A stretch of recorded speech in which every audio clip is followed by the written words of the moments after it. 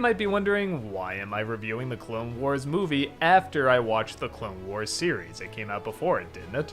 Yes, it did, and from what I heard, it was absolutely awful. It got panned so hard and so many people hated it, I didn't want it tainting my viewing of the show, which everyone said was amazing and I wanted to ease my way into. So, I watched the entire series, which was amazing, and finally watched what's, let's face it, a big screen version of the show's pilot.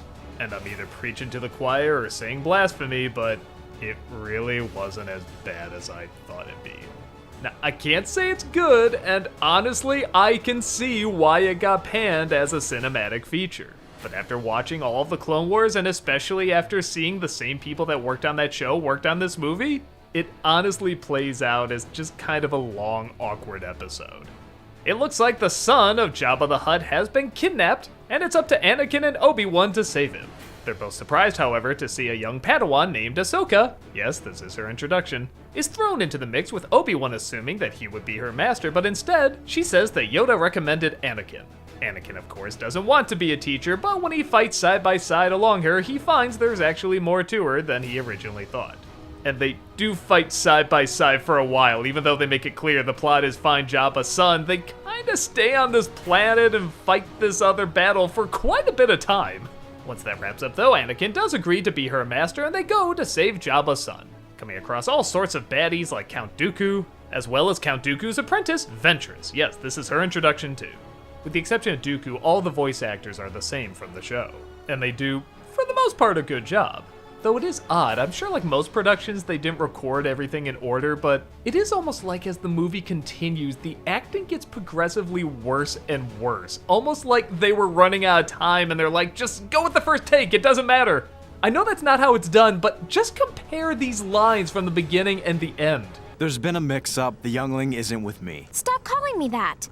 You're stuck with me, Sky Guy. I have a far more important mission for you. More important than keeping you alive? Ahsoka, I need you to trust me on this one. I'm not crazy, there is a difference in quality, right?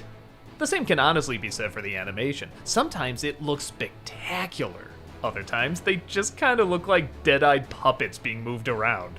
But here's the thing, this is a pilot for a show. Yes, it got a big screen release and it should be judged as such, but you can tell it's a lot of people still trying to find their footing and the character's voice and the look of the show / movie. And even if you saw this first before you saw Clone Wars the series, if you were told this was a TV movie on Cartoon Network, you'd be like, alright, it's fine.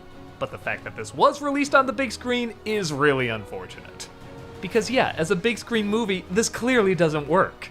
It literally opens and closes exactly like a Clone Wars episode. You have the little intro, you have the narrator, and it just jumps right into it. There's no reminder of who the characters are or why they're fighting or even that much of an emotional connection between the characters. I say Ahsoka and Anakin are probably the closest there is, but everyone else is just going from place to place, saying information, doing a fight, a little battle, and yeah, that's kind of what the show was. I mean, yes, it took time for character as well, but they didn't need a ton of it at a time because they had a whole show to explore it, and a lot of different situations and battles where that bit of character can come out when you see how they react to certain situations.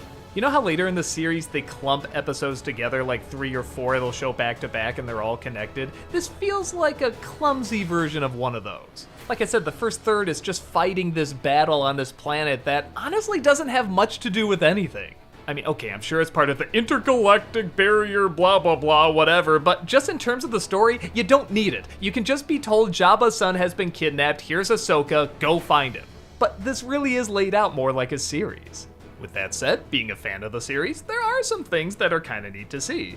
It is kinda cool seeing Ahsoka meet Anakin for the first time, and yeah, after wrapping up the series, I did kind of forget how young and tiny she was. It's also cool seeing Ventress for the first time, and actually hearing her talk with Christopher Lee, I guess this is the only time he ever actually voiced Dooku in anything animated, is kinda cool. I mean, we've seen her talk to Dooku over and over, and his replacement voice actor is great, but there is something pretty bad about hearing her voice interact with the actual Christopher Lee. With that said, there are some stupid moments too. Jabba's son, for example, is called Stinky. Now, I'm sure that's not his actual name, I'm sure it's just the nickname Anakin and Ahsoka give him, but that's what they call him throughout the entire thing, and I'm sorry, it sounds ridiculous when they're trying to have a serious moment and you hear, "I'm concerned about Stinky. Stinky is sick. What are we gonna do about Stinky?" It's the stupidest thing. On top of that, because it does feel like a couple of episodes just grouped together, it feels like it goes on forever. This is not an especially long movie, but because it's not laid out like a movie, again, I'm really wondering if these were just supposed to be a group of episodes together. It feels like an eternity to get to the end. But honestly, I was expecting a lot worse. I thought this was going to be on the level of the worst of the prequels. Like, Jar Jar isn't even in this. I will say if I didn't see the Clone Wars series before watching this, I probably wouldn't like it, because again, I feel like it's not really laid out like a film with a beginning, middle, and end. Ironically, the last arc in the Clone Wars series does feel more like the Clone Wars movie. I would love to see that on the big screen. I will say that it is kind of cool seeing the same people that were attached to this also do the show because, like I said, this movie got ripped apart when it came out, so it is really neat to see them go on to a series, something that obviously they were meant to do, and so many fans say this is what saves the prequels. This is actually what makes them better. So that's kind of a cool redemption arc. So do I recommend it? I guess if you watch the show and you just kind of want to complete everything and watch it all, it's not terrible. You can watch it fine and marvel at a few cute little moments, like I said, characters meeting each other for the first time and being introduced. You just gotta sit through a fair amount of not terrible scenes, just underwhelming scenes. Definitely not a good start to a great series, but it is cool to know from this clunky start we get one of a finish.